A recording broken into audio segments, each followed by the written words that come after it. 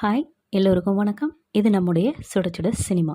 இன்னைக்கு வீடியோவில் நம்ம பார்க்க இருக்கிறது மறைந்த பிரபல வில்லன் நடிகர் திரு டேனியல் பாலாஜி அவர்களை பற்றி நிறைய சுவாரஸ்யமான விஷயங்கள் வெளிவந்துட்டுருக்குங்க.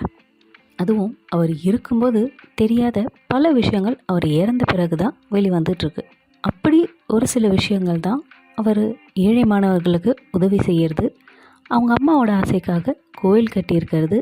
அதுவும் இல்லாமல் இன்னொரு மிகப்பெரிய விஷயம், நடிகர் முரளியோட உறவினர் அப்படின்றதும் இப்போ தான் தெரிய வந்திருக்கு நிறைய பேருக்கு. ஸோ அவ்வளோ பெரிய நடிகரோட சகோதரராக இருந்துக்கிட்டு இவர் ஒரு இடத்துல கூட அவர் பேரை சொன்னதில்லை, அவர்கிட்ட உதவிக்கு நின்னதில்லை, அவரை பார்க்காம தவிர்த்துட்டும் வந்துட்டுருக்கார். அது ஏன்றது தான் இந்த பதிவில் நாம் பார்க்க போகிறோம். தமிழ் சினிமாவில் இருந்த அத்தனை முன்னணி வில்லன் நடிகர்களில் தனக்கான முத்திரையை பதிச்சவர் தான் டேனியல் பாலாஜி. தன்னோட குரலாலையும் நடிப்பாலையும் எல்லாரையும் நடுங்க வச்சவர். ஆனால் எடுத்தோடனே இவர் நடிக்க வந்துடலங்க. அதுக்கு முன்னாடி மருதநாயகம் படத்தில் ப்ரொடக்ஷன் மேனேஜராக தான் இருந்திருக்கார். அதன் பிறகு தான் இவருக்கு சித்தி சீரியலில் நடிக்க சான்ஸ் கிடைச்சிருக்கு. அந்த சீரியலில் இவரோட கேரக்டர் பேர் டேனியல். ஸோ அதன் மூலயமா தான் பாலாஜி அப்படின்ற பேர் கூட யாருக்கும் தெரியாமல் இருந்த காலத்தில் டேனியல்னு சொன்னால் அவ்வளோ அத்துப்படியானவர் இவர். ஸோ அதிலிருந்து தான் இவருக்கு டேனியல் பாலாஜின்னு பேரும் வந்துச்சு. அந்த சீரியலில் ஃபேமஸ் ஆன பிறகு அவர் படங்கள்லேயும் நடிக்க ஆரம்பித்தாருங்க. ஏப்ரல் மாதத்தில் பொல்லாதவன், பைரவா, வேட்டையாடு விளையாடு, ஏன் கேப்டன் மில்லர் வரைக்கும் நிறைய படங்களில் நடிச்சிருக்கார். இவர் சென்னை ஆவடியில் இருக்க போலீஸ் செக் போஸ்ட்டுக்கு பக்கத்திலேயே ஒரு கோவில் கட்டியிருக்காருங்க. அந்த கோயில் பேர் ரெகத்தூல் அங்காள பரமேஸ்வரி அம்மன் திருக்கோவில். இந்த கோயிலை கடந்த 2019 தொடங்கி இந்த வருஷம் மார்ச் மாதம் தான் கட்டி முடிச்சு அதுக்கு கும்பாபிஷேகமும் ரொம்ப சிறப்பாக செஞ்சு முடித்தார். இது அவங்க அம்மாவோட ஆசையின் பேர்லேயே அவர் இந்த கோயிலை கட்டியிருந்தாருங்க. அது மட்டும் இல்லாமல் அவர் பேசிக்கலாகவே ரொம்பவே கடவுள் பக்தி கொண்டவர். எந்த ஒரு செயலையுமே கடவுள் கையில் ஒப்படைச்சா வெற்றி தானாக நமக்கு வந்து சேரும் அப்படின்னு சொல்கிறவர். பிகில் படத்தோட விழாவில் இவர் கோயிலே கட்டியிருக்காருங்க அப்படின்னு விஜய் எல்லார் முன்னாடியும் மேடையில் சொன்ன பிறகு தான் நிறைய பேருக்கு தெரிஞ்சிருக்கு.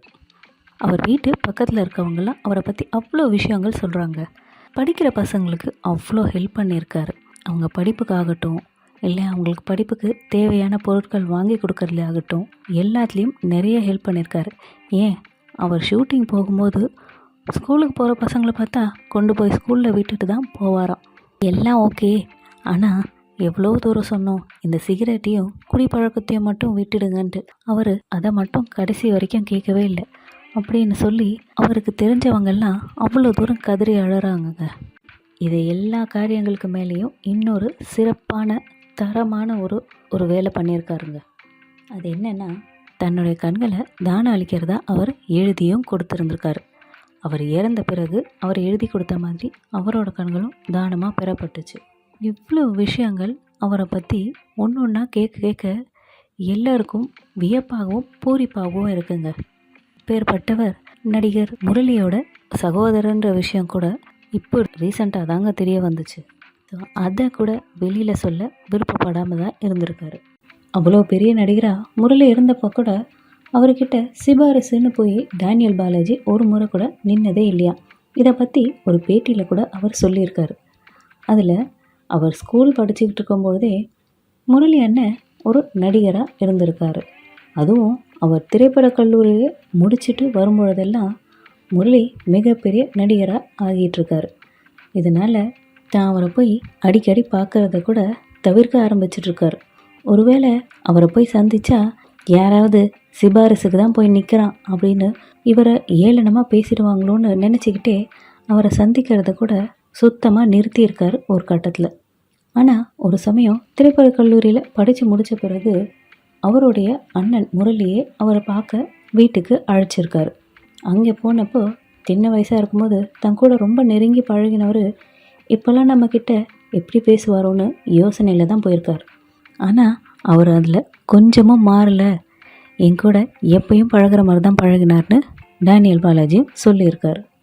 அந்த சந்திப்பில் தான் வில்லன் நடிகராக ஆக போகிறேன்னு பாலாஜி முரளிக்கிட்ட சொல்லும்பொழுது அது என்ன வில்லன் நடிகராக தான் ஆகணும், ஏன் ஹீரோவெல்லாம் நடிக்க மாட்டியா அப்படின்னு கேட்கும்பொழுது, ஹீரோவாக தான் நீங்கள் இருக்கீங்களேண்ணா அப்படின்னு அவர்கிட்ட விளையாட்டாகவும் சொன்னதாக டேனியல் பாலாஜி சொல்லியிருக்கார்.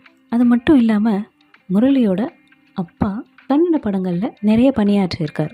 ஸோ அதனால் அவருடைய ஆசைக்காகவும் இவர் கன்னட படங்கள்லேயும் நடித்து கொடுத்துருக்காரு. இந்த மாதிரி அவர் ஒரு பேட்டிலையும் சொல்லியிருக்கார். ஸோ தன்னோட சொந்த அண்ணன்கிட்ட கூட ஒரு உதவியை எதிர்பார்க்காம தன் சொந்த உழைப்பிலேயே முன்னேறி வந்தவர் தான் இந்த டேனியல் பாலாஜி. இதில் அவங்க 2 பேருக்கும் ஒரு ஒற்றுமை என்னென்னா, அவங்க 2 பேருமே அவங்களுடைய 40களில் தாங்க இறந்துருக்காங்க. அதாவது முரளி 46 வயசுலேயும் டேனியல் பாலாஜி 48 வயசுலேயும் இறந்துருக்காரு.